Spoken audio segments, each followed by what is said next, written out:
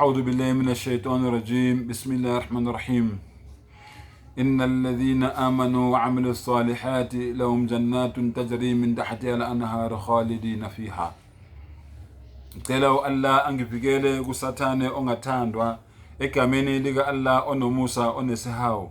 Ngempela lawo bantu labo abenza izenzo ezinhle bona balindelwe izivande, balindelwe indawo enhle enezivande enemifula egelezayo, bayophila kuleyo ndawo leyo ingunaphakade.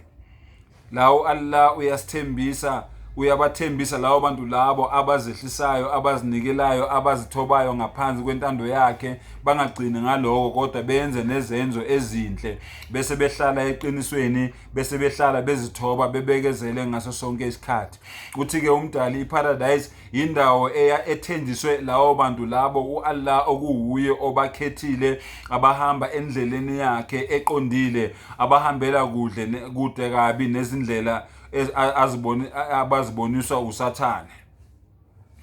Izulu noma iparadise indawo engakazwe ibonwe abanye abantu, engakaze ibonwe amanye amehlo, awekho amadlebe ake azwela ngayo exactly ngendlela engakhona uMuhammad sallallahu alaihi wasallam uma ngabe esitshela ngayo, usitshela nje ngama-highlights noma ngamanqampunqampu mayelana nayo. Awukho umqondo ongathi mangabe uhleli uyicabanga leyo ndlela le noma leyo ndawo leyo eparadise ngendlela vele ingakhona.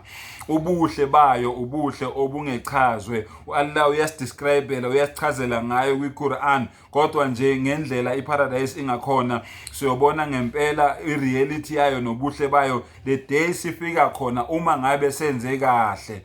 Eparadise azikho izinkinga ohlangana nazo mangabe separadise. Azikho iy'nkinga, azikho izivivinyo mangabe useparadise, abukho ubunzima. Eparadise abantu bakhona abasagugi, eparadise abantu bakhona abasangcoli, eparadise abantu bakhona abasagezi, eparadise abantu bakhona bahlala nje ngenjabulo, bahlala ngokwethaba, bahlala ngentokozo ngaso sonke isikhathi. Iparadise kuhlala nje kujatshuliwe ngaso sonke isikhathi. Eparadise ukufa akusekho, impilo yakhona impilo engunaphakade. Zonke lezi zinto lezi esizenzayo ezinhle la emhlabeni, sonke njengoba senza kahle la emhlabeni, inhloso yethu ukuthi umdali asibusise ngani ngeparadise yakhe.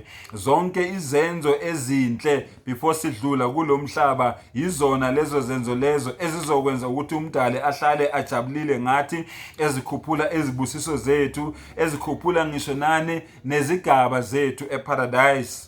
Ngakho-ke wonke umuntu kumele asebenze kahle, akholwe kumdali wakhe, amkhonze yena yedwa, angamxubi nalutho, angamhlanganisi nalutho endalweni yakhe, angakhonzi lutho endalweni yakhe, amkhonze yena yedwa, azi ukuthi yena uyena yedwa onelungelo lokukhonzwa, uyena oyedwa, uyena oyedwa, uyena oyedwa, uyena ozimele, akazali, akazalwanga endalweni yakhe, ayikho into efana naye.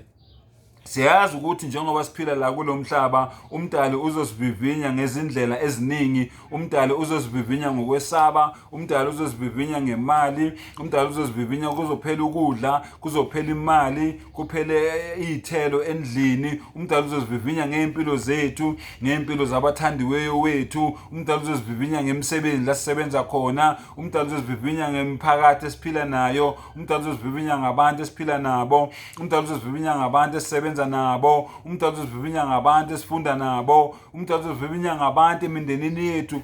Kuningi umdali azozivivinya ngako, kodwa kumdali uthi lawo bantu labo abazophasa lesivivinyo lesi kuyokwehlisela kubo izibusiso nenhlanhla, kugeleze umfula wothando, baphile kamnandi engunaphakade kulomhlaba, bathi noma bafika emathuneni baphatheke kahle, nangelanga lokwahlulelwa kuvuka ekufeni bavuke kahle, bavukele kwahlulelweni okuhle. Ngiyohlala ngijabulile ngabo, nabo bahlale bejabulile ngami. Sengathi-ke umdali angasenza sihlale sijabulile ngaye, simkhonze yena yedwa, singabi nabanye uNkulunkulu ngaphandle kwakhe. Wa akhiru da'wana alhamdulillahi.